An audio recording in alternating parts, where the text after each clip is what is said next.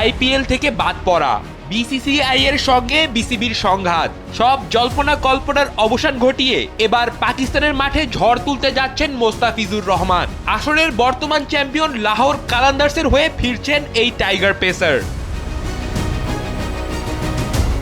লাহোর কালান্দার্স তাদের verified Facebook পেজে এক আনুষ্ঠানিক বিবৃতিতে জানিয়েছে, মুস্তাফিজ এখন তাদের পরিবারের অবিচ্ছেদ্য অংশ।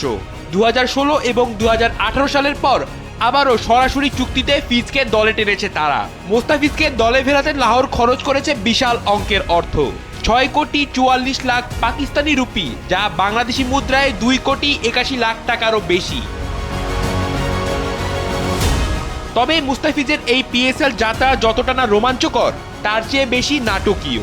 আসন্ন আইপিএলে কলকাতা নাইট রাইডার্সের হয়ে খেলার কথা থাকলেও ভারতীয় ক্রিকেট বোর্ডের নির্দেশে তাকে স্কোয়াড থেকে বাদ দেওয়া হয়। আর এর পাল্টা জবাব হিসাবে ভারত বিশ্বকাপে না খেলার ঘোষণা দিয়ে কঠোর অবস্থান নেয় বাংলাদেশ ক্রিকেট বোর্ড। ভারতের বিপক্ষে গ্রুপ পর্বে বিশ্বকাপের ম্যাচ বয়কটের ডাক দেয় পাকিস্তানও।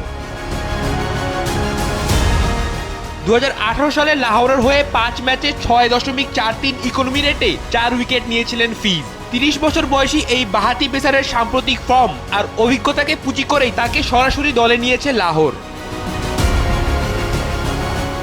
আগামী 11 ফেব্রুয়ারি অনুষ্ঠিত হবে পিএসএল এর নিলাম। মুস্তাফিজের পর সাকিব আল হাসান সহ মোট 7 জন বাংলাদেশি ক্রিকেটারের উপর নজর রাখছে পাকিস্তানের ফ্র্যাঞ্চাইজিগুলো। ড্রাফট টেবিলের লড়াইয়ে এবার লাল সবুজের প্রতিনিধিদের নিয়ে বড় ধামাকার আভাস পাওয়া যাচ্ছে।